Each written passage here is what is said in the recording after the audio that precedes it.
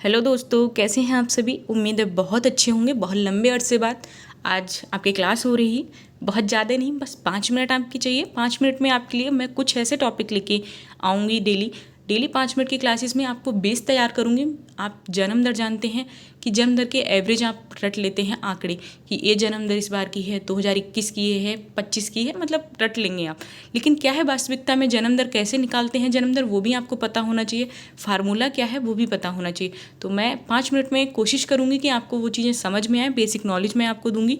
और क्लासेस आपकी 27 से स्टार्ट हो रही हैं, तो इसलिए आपसे जुड़ रही हूँ मैं इस 5 मिनट के वीडियो से। चलिए जल्दी से क्या है क्लास स्टार्ट करते हैं, फिर आगे की बातें बाद में।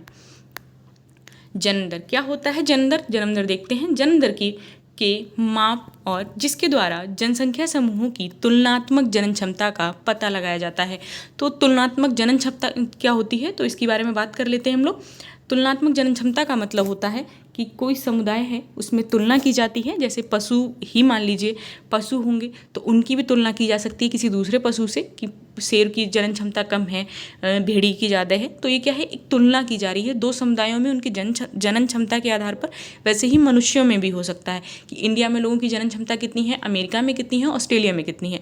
ठीक है, तो जनन क्षमता का पता लगाया या उसका तुलनात्मक अध्ययन करने के लिए की जाती है जन्म दर की माप। ओके।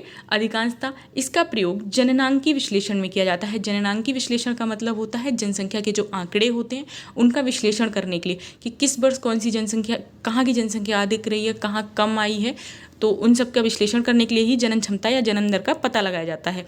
एक वर्ष में संपूर्ण समग्र जनसंख्या के प्रति 1000 व्यक्तियों पर जीवित जन्मे बालक बालिकाओं की जनसंख्या को जन्म दर कहते हैं।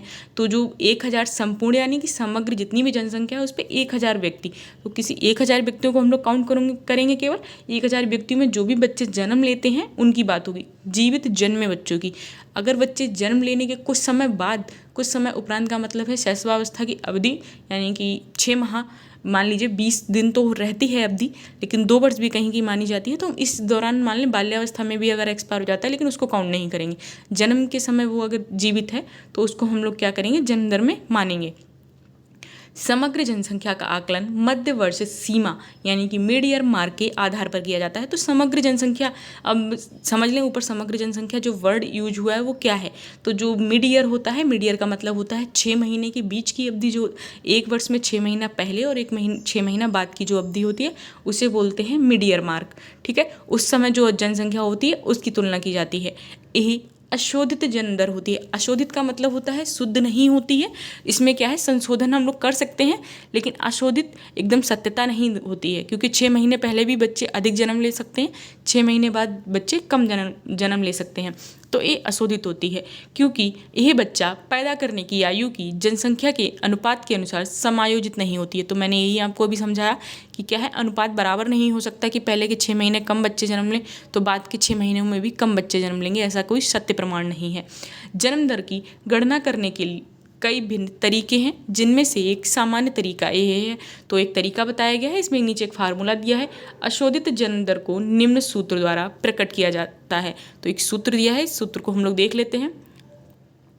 बी अपॉन पी गुणा 1000। तो बी अपॉन पी गुणा 1000। बी का मतलब है जन्म या जन्म लेने वाले बालकों की संख्या या जन्म लेने वालों की संख्या। बालक बालिका, मैं बालक शब्द यूज कर रही हूँ, दोनों के लिए है, बालक और बालिका दोनों के लिए।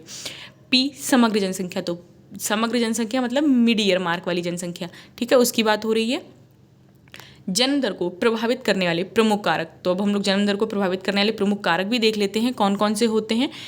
जलवायु, विवाह की आयु, सामाजिक और स्वास्थ्य की दशाएं, बांझपन, सामाजिक धार्मिक विश्वास आदि बिल्कुल ये सब प्रभावित करते हैं। जलवायु भी करती है। अफ्रीका में जन्म दर अलग होगी, इंडिया की जन्म दर अलग है, कहीं ना कहीं जलवायु के कारण ही है। विवाह की आयु, बिल्कुल 40 वर्ष की अवधि के बाद आप विवाह करते हैं तो आपकी जनन क्षमता कम होगी, लेकिन 20 वर्ष की आयु के बाद करते हैं तो प्रजनन क्षमता क्या है, अच्छी होती है।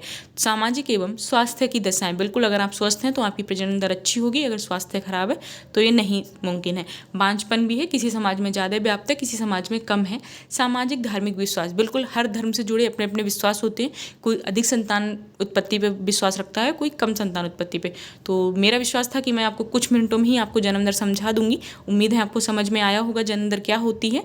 आगे की क्लासेस में मैं कोई ऐसे ही अच्छा सा टॉपिक लेके आऊँगी जो आपको कम समय में अच्छे से समझ में आए। बाकी क्लास अच्छी लगे तो लाइक करें, शेयर करें, कमेंट करें और मिलते हैं नेक्स्ट क्लास में। तब तक के लिए ध्यान रखें अपना, अच्छे से पढ़ाई करते रहें। एग्ज़ाम डेट आ गई है तो best of luck. Okay bye.